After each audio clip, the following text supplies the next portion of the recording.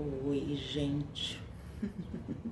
Olá, pessoíssimas, lindíssimos, maravilhosos, maravilhosas. Tem quase 2 meses que eu não gravo vídeo. Na verdade, eu gravei, acho que 1 ou 2 e não deram certo. Eu desisti de postar. Passei o meu final de ano bem, graças a Deus. E no dia 14 de janeiro eu fui submetida a uma tireoidectomia. Então eu tenho recebido muitas mensagens de carinho, principalmente, as pessoas perguntando como que eu tô. Eu tô bem, graças a Deus, na medida do possível. E muita gente me perguntando sobre câncer de tireoide. Sobre câncer de tireoide, eu tenho uma coisa para falar. Eu não sei nada, quase nada, né? E assim, é só para esclarecer, não estou com câncer de tireoide. O que aconteceu? Então, reservei esse tempinho hoje para falar como que eu fui parar na mesa de cirurgia pela 7ª vez. Mesa de cirurgia, centro cirúrgico de hospital, tá? Porque eu fiz outras cirurgias também, mas não vem ao caso. Enfim, eu sou paciente oncológica, vocês estão cansados de saber. Eu tive um câncer em 2019, tratei, fiquei 5 anos em hormonioterapia. E são procedimentos normais, a gente faz os exames anuais, né? Faço os exames anuais.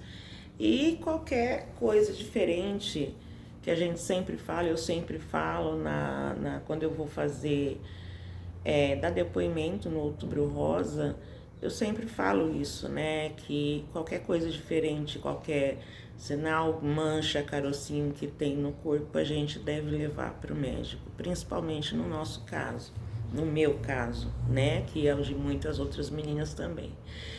Então eu senti vamos chamar de ondulação, um carocinho na mama esquerda, que não é a mama que eu já tratei.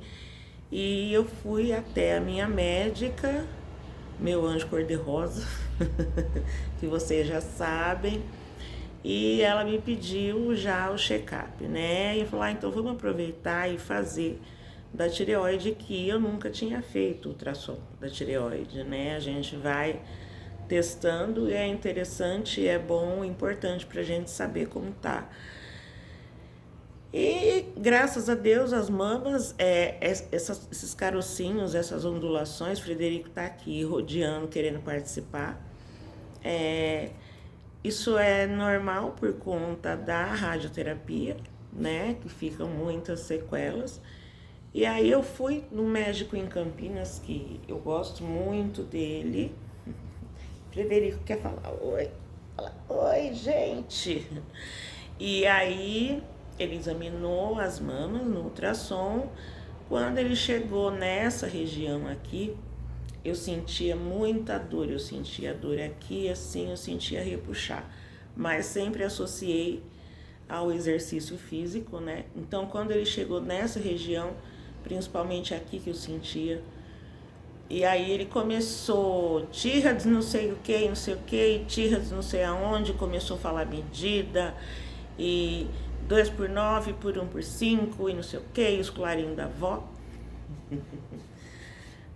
Daí eu já comecei a entender, né? E ele virou pra mim e falou assim, olha, é nódulo, mas é tudo coisa boa. Daí eu falei, doutor, se tem uma coisa que eu aprendi na minha jornada é que nódulo nunca é coisa boa. Então, eu levei para a médica que me encaminhou para um especialista, né? Foi pedida a biópsia.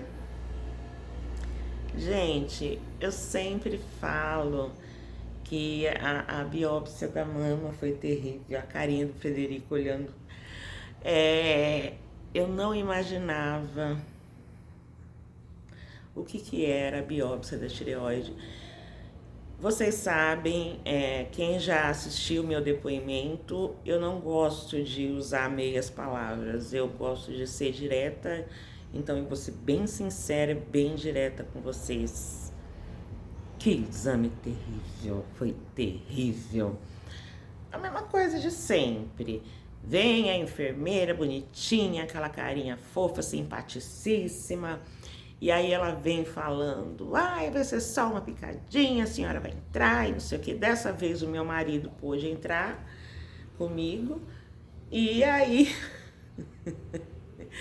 ela vai dar uma injeçãozinha, a senhora vai sentir aquela picadinha, um leve desconforto, mas depois não vai sentir nada. E entrou um médico, mascando chiclete, super gente boa assim, super simpático, e levanta bem a cabeça, joga lá atrás, eu não consigo fazer agora, vocês dá pra ver aqui a cicatriz.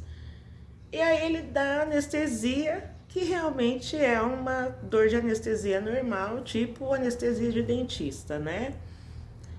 Depois que passa a anestesia, realmente dor você não sente, mas vocês imaginem, ele enfiou a agulha aqui e eu senti aqui assim, ó, e ele ficou mexendo ali, e ele, para de se mexer, Simone, e eu, doutor, eu não tô me mexendo, ele falou, você tá falando muito, mas para de falar comigo.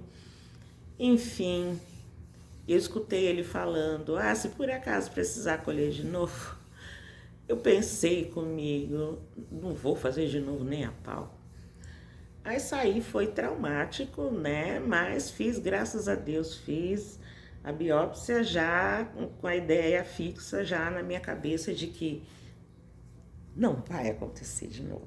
Não vai. Enfim, fui para o especialista, uma simpatia de médico, é um especialista de cabeça e pescoço, não tem outro nome, tá? Isso, você vai procurar um médico de cabeça e pescoço, foi o que a doutora Thalita me orientou. Ele foi extremamente educado e ele falou várias verdades, assim, graças a Deus, né? Ele falou, eu sei muito bem que para vocês que são pacientes oncológicas, né, falar em nódulo já é tenso. Então, ele me explicou, para vocês terem uma ideia, ele consegue escrever com a folha de ponta cabeça e escrevendo de um jeito que eu podia ler. Muito articulado, muito simpático e muito sincero também. Como ele viu, ele falou, eu tô vendo que você é uma pessoa resolutiva, então eu vou já ser direto. Daí ele me explicou que eu teria a opção de fazer o acompanhamento, porque haviam 8 nódulos. Eu achei que eram 4, mas eram 8. Como eu tenho o meu histórico, né, de paciente oncológica, como eu já tratei, de um CA de mama, ele falou, é importante acompanhar. Então, esse acompanhamento cada 3 meses, mais ou menos, fazer o ultrassom e a biópsia. Eu falei, doutor, tem outra opção? A outra opção é tirar. Eu falei, vamos tirar? Vamos tirar. Gente, é assim, eu já tirei várias coisas, tá? Ano passado eu tirei os dentes, vocês se lembram? Foi a melhor coisa que eu fiz, porque eu nunca mais tive dor de dente. Nunca mais, nunca mais. Graças a Deus e espero não ter. Porque eu ainda tenho os dentes de baixo, tá? E aí, 2021, eu acho, eu fiz uma panesterectomia. Eu tirei o útero, o ovário, tirei as trompas e o endométrio que tá ali, faz parte ali do útero, né? Tá tudo certo. Também nunca mais tive problema. Tem alguns efeitos? Tem, mas nada demais, assim. Eu tô viva e é isso que importa. A cirurgia foi bem tranquila e daí na cirurgia ele retira os nódulos e encaminha para fazer o anátomo patológico, aonde não constaram células cancerígenas. Ou seja, eu cheguei rápido. Então é uma questão que eu sempre coloco. O diagnóstico precoce, não existe outra maneira. A gente não tem uma vacina, a gente só pode acompanhar como é que tá. Então, assim, se tem algum achado visível, precisa saber o que é. É muito sério, é muito importante, e é o que eu sempre falo para todo mundo.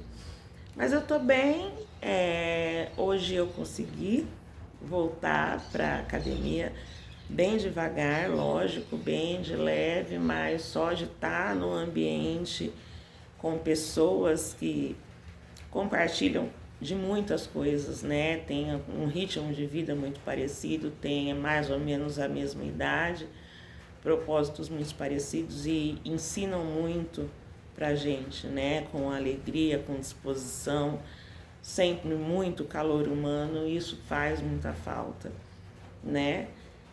Passei bem esses dias, apesar da dor nas pernas. A dor que ficou foi uma dor de garganta, que isso em 2 ou 3 dias já tinha melhorado. Eu não posso falar muito, tá?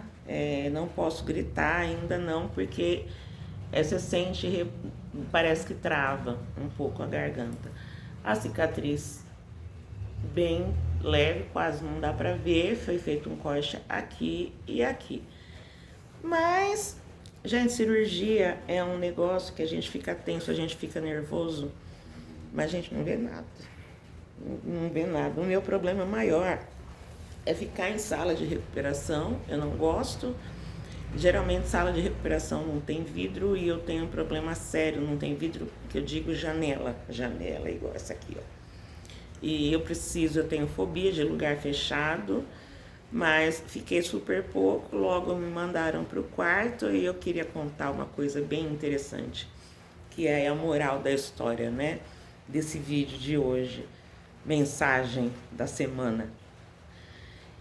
Enfim, eu saí da recuperação e fui pro quarto, e aí primeiro me botaram uma pulseirinha, a pulseirinha de identificação e a outra pulseirinha.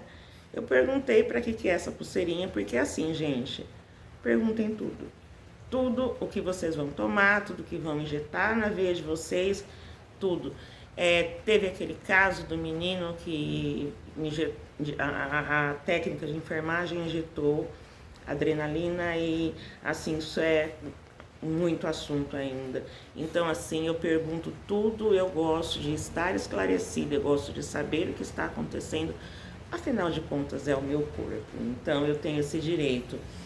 Enfim, me botaram a pulseirinha, aí o enfermeiro que me pegou para levar para a sala de cirurgia falou que essa pulseirinha indicava que eu não poderia levantar sozinha. Ok. Para, né? Eu cheguei no quarto e eu tive que levantar sozinha para ir da maca para a cama, certo? Fui da maca para a cama, as enfermeiras entraram e ela me pôs uma fralda enorme. E aí pegou outra fralda, enrolou e colocou no meio das minhas pernas. Eu falei, por que você tá me botando uma fralda? Eu já tinha mexido as pernas já, porque assim, a gente fica na recuperação, você precisa mexer as pernas, né, saber que tá tudo bem, os braços. Não, a senhora só pode levantar depois que o médico passar. Eram mais ou menos 8 horas da noite. E aí meu marido já estava lá no quarto. Na recuperação, a técnica da recuperação falou que o médico já tinha conversado com o meu marido, né? Então ela me pôs a fralda, eu não conseguia nem fechar a perna de tão grande que era. E aí eu olhei pra cara, da hora que ela saiu, eu olhei pra cara do meu marido, eu falei, cadê o médico? Ele falou, eu acho que ele entrou em cirurgia, vai demorar. Eram quase 8 horas, mais ou menos 8 horas da noite. Eu falei, se ele passar só, ele falou, aí meu marido falou, amanhã cedinho ele tá aqui. Falei, então quer dizer, que ele vai passar amanhã cedinho e eu, amanhã cedinho, até lá, eu vou ter que ficar de fralda. Se eu quiser fazer xixi, eu vou fazer xixi na fralda. Gente, eu tenho pavor de absorvente. Eu odiava ficar menstruada, porque eu odiava aquela situação que todo mundo sabe, toda mulher sabe como é que é. Esperei, assim, falei, eu vou ter paciência, muita paciência. Quem me conhece sabe que paciência é uma palavra que não combina comigo em nenhum sentido. Minha paciência durou 10 minutos. Eu falei pro meu marido, pega minha bolsa. Pegou a minha bolsa, eu peguei a minha calcinha e eu fui pro banheiro. Ele me ajudou a trocar. A hora que a senhora do lado viu eu levantar e puxar o carrinho de soro, ela regalou um olho desse tamanho. E aí a enfermeira entrou e eu tava trocando. Ela falou, o que a senhora tá fazendo? Eu falei, colocando a calcinha. Daí ela falou, por quê? Eu falei, porque eu não quero ficar de fralda. E aí eu voltei pra cama, ela tava lá, ela começou a colocar a medicação, eu perguntei tudo.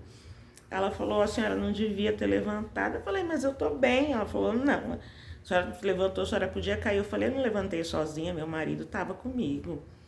Ah, se a senhora quiser levantar à noite, eu falei, fica tranquila. Ela falou, é por sua conta? Eu falei, é por minha conta. Eu tava bem, eu realmente estava me sentindo bem. E é lógico que se eu não estivesse bem, eu ia falar, mas eu não vi necessidade nenhuma para ficar com aquela fralda. Depois daquilo, eu levantei mais 2 vezes para ir no banheiro. No outro dia de manhã... Ai, gente, eu não dou um jeito. No outro dia de manhã, o médico chegou 6h30, eu já estava trocada em pé na janela, esperando ele. Aí ele falou, nossa, isso aqui é vontade de ir embora. Ele examinou, estava tudo bem.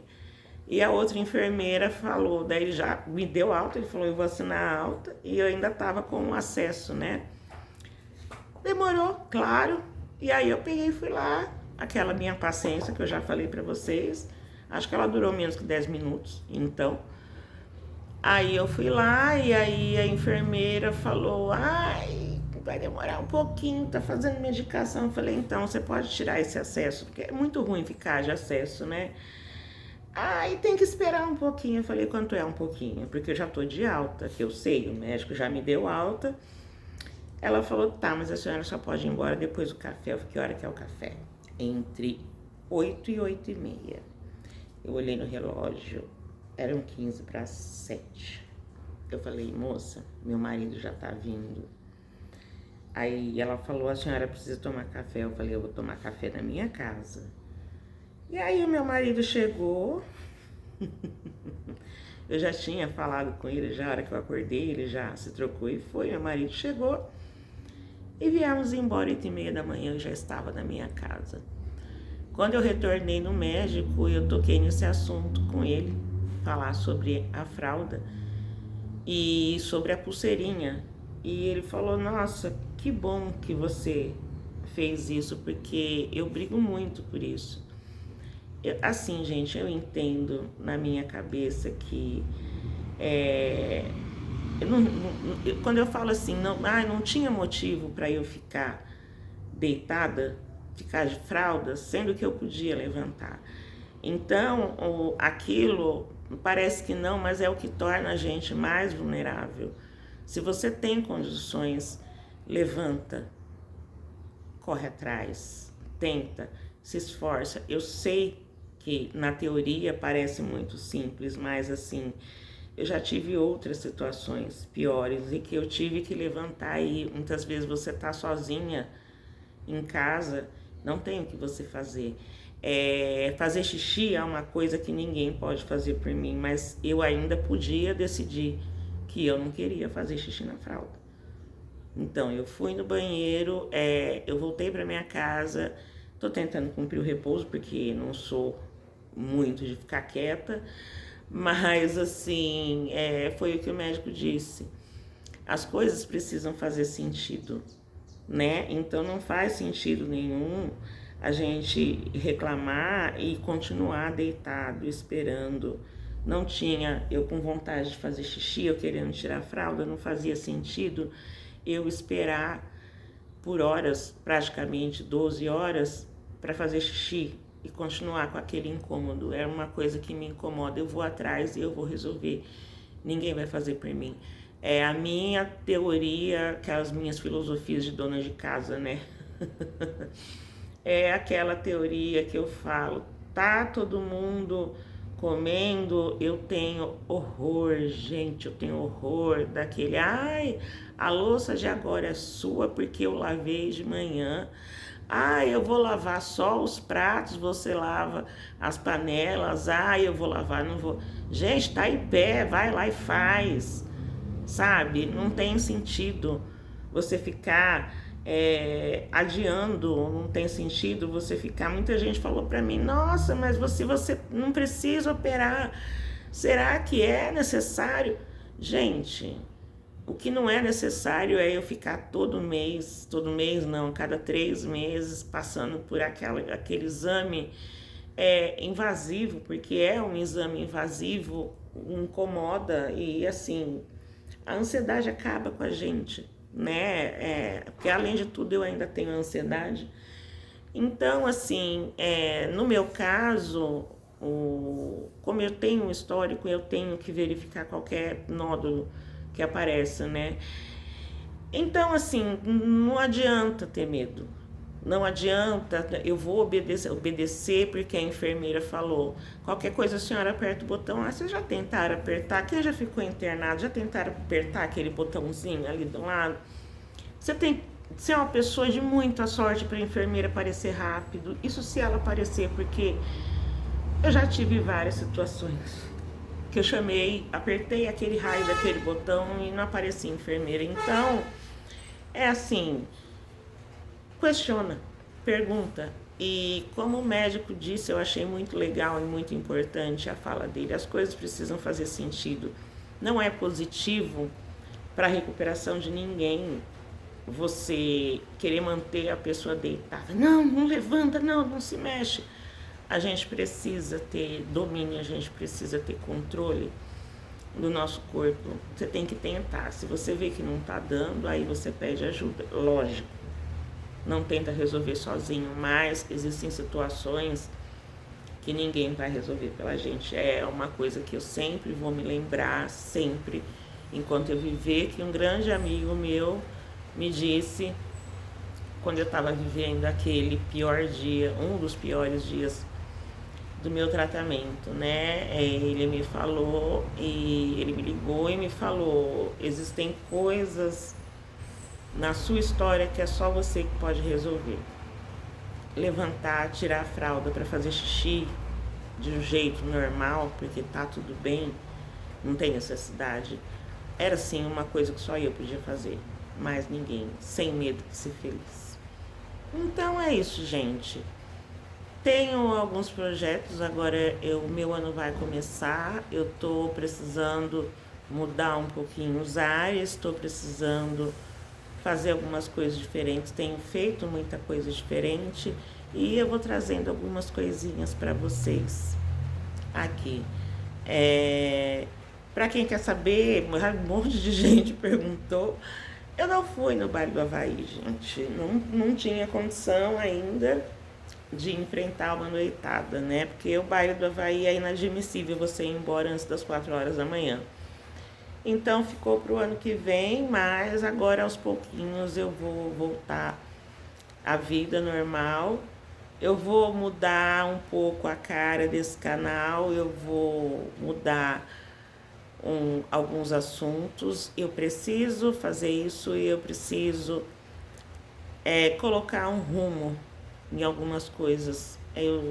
Muita gente me cobrando sobre o escrever, eu continuo escrevendo. Se vocês pegarem o meu celular, eu tenho muita coisa escrita e eu vou trazer bastante coisa aqui para vocês. E no próximo vídeo, quando eu voltar, já vai ser com novidades. Eu ainda tô arrumando e colocando mais estrutura em tudo isso. Mas, acima de tudo, né, para finalizar, muito obrigada pelo carinho, muito obrigada pelas orações e eu tô bem. Eu não estou com câncer porque eu sou mais rápida que ele. A gente não pode dar mais moral pro câncer do que ele merece. Ele já tem muito poder, ele já é avassalador. E se a gente abaixar a cabeça, se a gente deitar, ele vai fazer um estrago muito pior. Então, assim, se você pode, se você consegue, se você tem força, faça como meu oncologista, Dr. Rodrigo, me ensinou. Faça como um jogador de futebol, tá doendo, levanta e enfrenta a dor, tá bom? Beijinhos. Até qualquer dia.